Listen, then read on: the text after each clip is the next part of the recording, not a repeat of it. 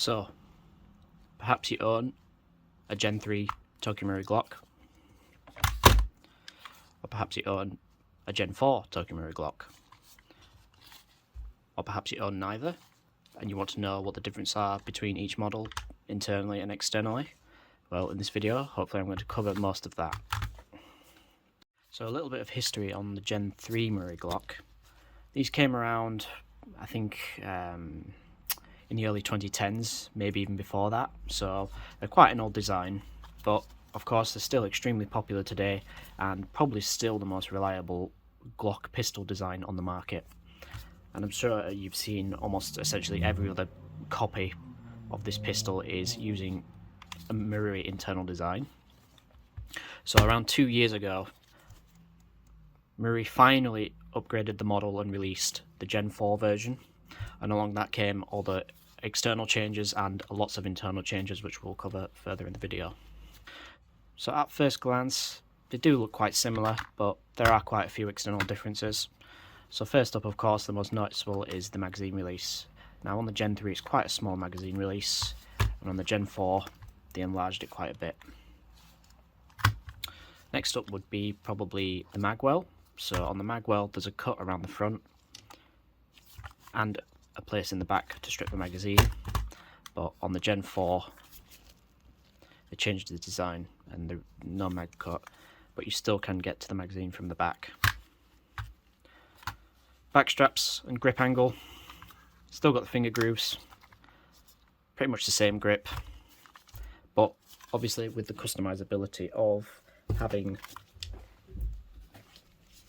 interchangeable back straps, fit your grip angle, but I tend to like it without.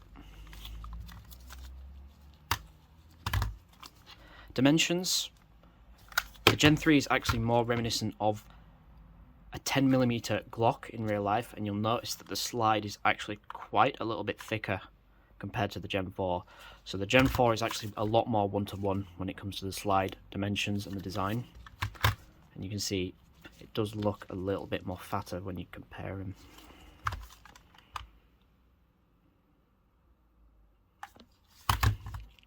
You'll also notice extractor, backplate are both moulded into the slide, whereas on the Marui Gen 4 these are now separate pieces.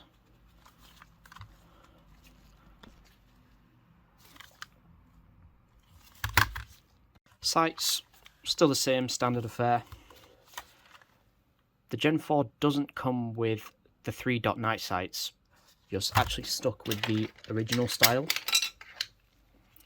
So I just happen to have a spare pair lying around for both of them, but when you purchase the model you'll be stuck with these ones, unfortunately, which to be honest aren't that great. So that's most of the external differences. So let's take a look inside and see what Marui has changed in terms of the design. So your typical field strip, crack the slide, push down these tabs, push forward.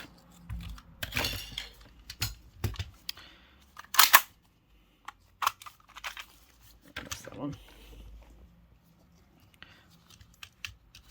So again, at first glance they do look quite similar, but there is more than meets the eye here.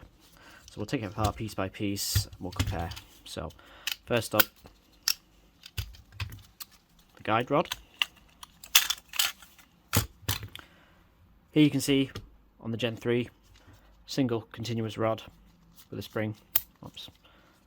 This is actually faithful to the design of the real Gen 3 Glock, and then with the Gen 4 they moved to a 2-stage spring design. So you can see the internal spring here and then the second one. So I imagine that's pretty good for longevity, recoil absorption, shock absorption, longevity of the design.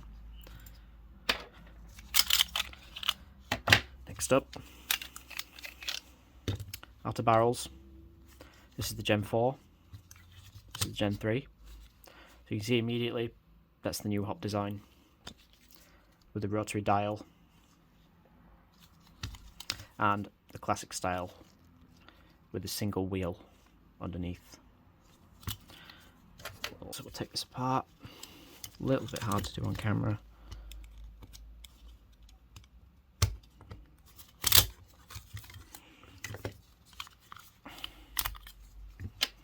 So you can see these are probably not very compatible.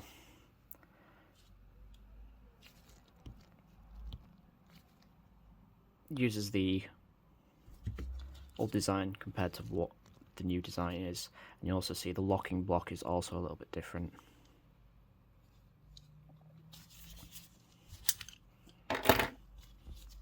Outer barrels, cut's pretty different.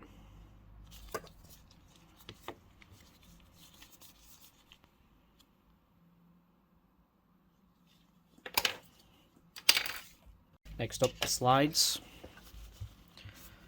This is the Gen 4, this is the Gen 3. So you can see here, it does incorporate the new 15mm BBU design. So there's a lot more volume and a lot more gas going to push the slide when you're firing. You'll also notice that this area has been reinforced with a much larger piece and to accommodate the larger recoil spring. General finish of the slide is quite nice. It's much more of a glossy finish.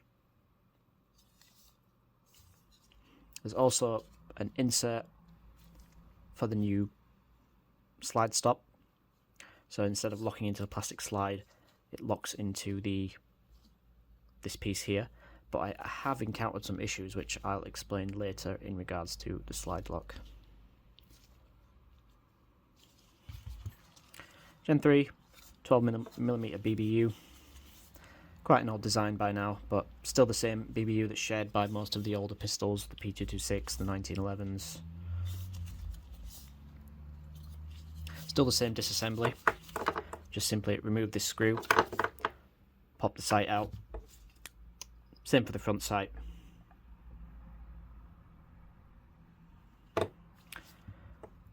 But on the Gen 4, it's slightly different in that when you remove the BBU, there's inserts on the BBU that slot into the slide to keep it quite snug. So when you do pry it out, you need to flex the slide outwards. And it's pretty sturdy, so I wouldn't worry about it breaking. And that's about it for the slides.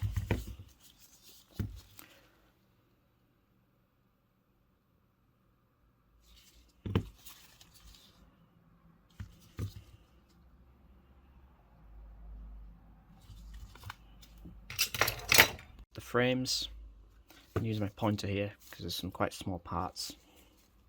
So first up we can see the design of the frame insert is different in terms of dimensions, size and length. This one is a little bit longer and this one is a bit shorter. You can also see from the side the rail is thicker on this one and thinner on this one.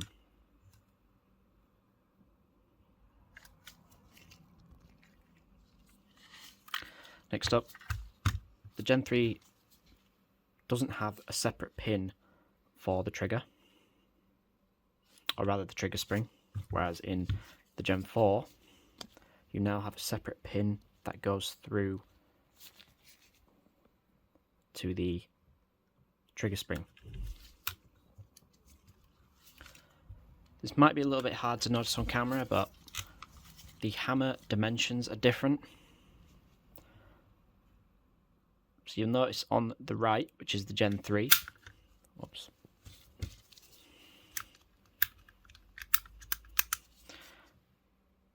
there's a cut back here, whereas this one is flat facing.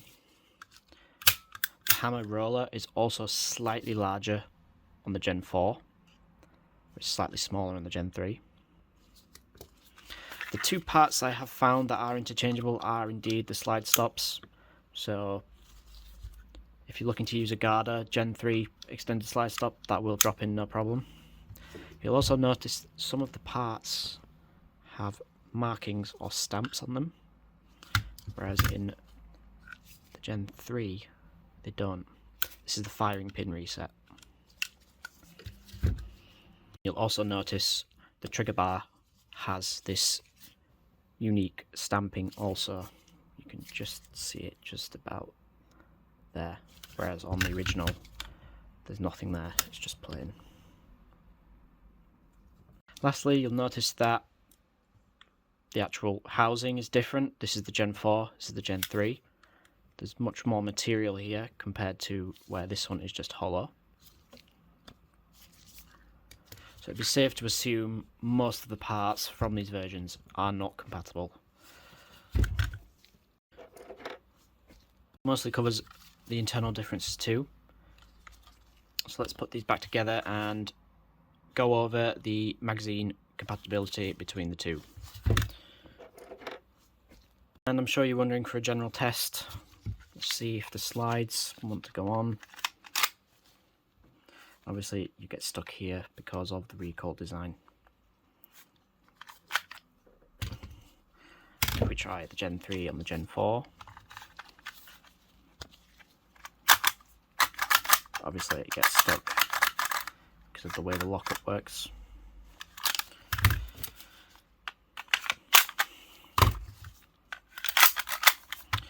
So that's most of your differences. So lastly we'll go over the magazines.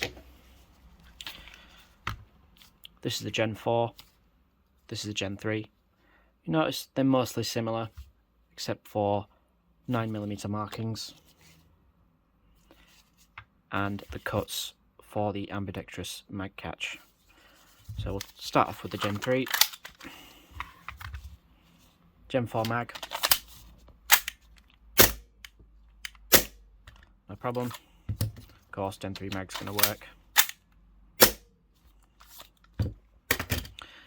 Gen 4 with Gen 3 mag. You'll notice that because of the single cut, it's a little bit more stiff, but it actually feels a lot more responsive when you put the magazine in. No problem. And of course, Gen 4 magazine. And lastly, WE magazine. We know these work in the Gen 3, but let's try the Gen 4. No problem.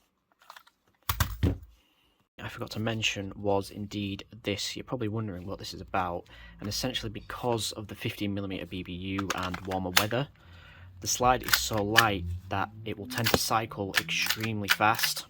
So when it's trying to slide lock, it will tend to shear this bit of plastic that extrudes. Normally it comes to around here, and you'll notice that within a few magazines, unfortunately, that will tend to get shredded off. So do be careful in warmer weather and green gas with this pistol. And you'll notice it cycles extremely fast on propane or green gas.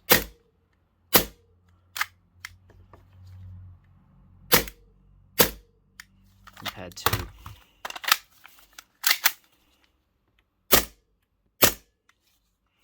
so, hopefully you found that useful. So what are the final thoughts? We'll quickly also cover the trigger. This one does have a Garda spring set, so the spring tension on the trigger and the hammer unit is a little bit more stiff, so it's not really a fair comparison, but I'll do it anyway. The Gen 4 trigger is truthfully not that great. It's very soft, very light, very mushy, so hopefully when Garda brings out a spring set, you'll have much more of a responsive and stiff trigger. So, final recommendations, which one should you go for? Truthfully, there's not much reason to not buy the Gen 4, unless you're going purely for aesthetics and you like how the Gen 3 looks. BBU improvements, hop improvements, recoil improvements, as well as external differences. There's not much reason to not go for this one. Again, compatible with most of the magazines that you'll come across in the wild. Of course, the 15mm BBU is going to work a lot better with steel slides and aluminium slides when it comes. And already Garda and other manufacturers are, it's been about 2 years now, so there's a lot of spare aftermarket parts. If you're going to build something for this one, it's probably going to be very specific because those parts don't exist. But truthfully,